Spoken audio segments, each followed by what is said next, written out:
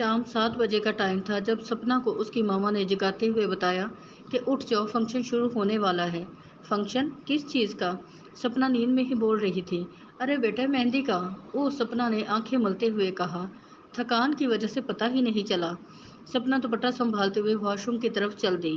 سپنا نے گرین شلوار کے ساتھ بلو قمیص اور گرین دوپٹہ لیا تھا۔ واش روم سے باہر آتے ہی وہ کمرے کی ونڈو سے باہر دیکھنے لگی۔ باہر کھیت بہت پیارے لگ رہے تھے۔ شام کا وقت تھا اور سردی بھی کافی تھی۔ تمہارے لیے یہ ڈریس اور یہ جیولری لی تھی، یہ پہن کر تیار ہو جاؤ۔ نیچے سب تیار ہو چکے ہیں۔ سپنا کے لیے اس فنکشن کی ساری شاپنگ اس کی ماما نے کی تھی۔ بس لاسٹ ٹائم میں وہ بلو ساڑی اور فریش نگینے کا سیٹ جو سپنا نے علی کے سامنے پہن رکھا تھا کیونکہ وہ علی نے اسے گفٹ لیا تھا۔ سپنا کا ہمیشہ گاؤں میں بھی علیحدہ کمرہ ہوتا تھا اس کی مرضی کے مطابق۔ اب جب وہ کافی دیر بعد آئی تھی لیکن پھر بھی ہمیشہ کی طرح اس کے اٹھنے سے پہلے سرخ و سفید پھولوں کا گلدستہ اس کے کمرے میں موجود تھا اور یہ راہل ہی کرتا تھا۔ راہل اس کے تایا جی امر پرتاپ سنگھ کا بیٹا تھا۔ راہل اور ارجن دونوں بھائی تھے۔ راہل نے مشکل سے گاؤں کے اسکول سے میٹرک کیا تھا جبکہ ارجن بی ایڈ کر چکا تھا۔ سپنا اور راہل کے بچپن سے ہی کبھی نہیں بنی تھی کیونکہ راہل کافی غصے والا اور اپنی بات منوانے والا تھا اور سپنا بھی ہمیشہ سے شرارتی ہونے کے ساتھ ساتھ غصے والی نخریلی نک چڑی سی تھی۔ وہ ہمیشہ ایک دوسرے سے بدلہ لینے کے بارے میں ہی سوچتے تھے۔ اس کے باوجود بھی وہ سپنا کے کمرے میں صبح اور شام کو سرخ پھولوں کا گلدستہ رکھواتا تھا اور سپنا کو یہ بات کبھی سمجھ میں نہیں آئی تھی، شاید اب بھی نہیں۔ پھولوں کا گلدستہ! اس نے دیکھتے ہی گلدستہ ہاتھ میں پکڑ کر وہ بچپن کی یادوں سے باہر آتے ہوئے، اس کا مطلب ہے راہل آ گیا ہے، جو اس وقت گھر پر موجود نہیں تھا جب سپنا لوگ آئے تھے۔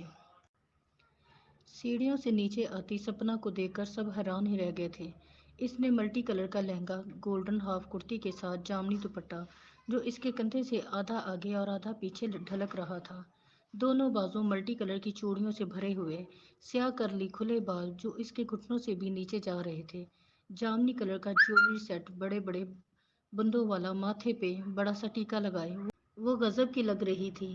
سب کی نظریں اسی پہ ہی ٹکی ہوئی تھی۔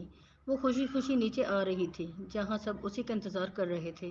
حویلی کو پھولوں کے ساتھ اور بھی سجایا گیا تھا اور اس کی سب کزنز بہت پیاری لگ رہی تھی۔ آخری سٹیپ سے اترتے ہوئے سپنا لڑکھڑائی اور کسی کے مضبوط ہاتھوں نے اسے فوراً پکڑ لیا تھا۔ سپنا نے آنکھیں زور سے بند کر لی تھی۔ جیسے ہی اس نے آنکھیں کھولی تو سفید چہرہ لائٹ براؤن اور سرخ آنکھوں اور براؤن بالوں والے لڑکے کے بازوؤں میں تھی۔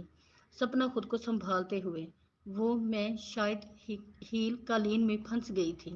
او میڈم، مت پہنو نا اتنی لمبی ہیل۔ سپنا نے مڑ کر دیکھا۔ یہ انداز اور یہ لہجہ کچھ جانا پہچانا سا لگا تھا۔ کچھ غور کرنے کے بعد، راہل؟ سپنا نے پہچانتے ہوئے کہا تھا۔ جی جناب، میں راہل ہوں۔ سپنا خوشی سے اس کے گلے لگ گئی، یہ کہتے ہوئے کہ تم کتنے بڑے ہو گئے ہو اور کتنے پیارے بھی لگ رہے ہو۔ آپ بھی اب کچھ چھوٹی نہیں رہی میڈم، راہل نے ترکی بترکی جواب دیا۔ اتنے میں نیہا نے کہا، اب جان پہچان ہو گئی ہو تو آ جائیں، مہندی کی رسم ہونے والی ہے۔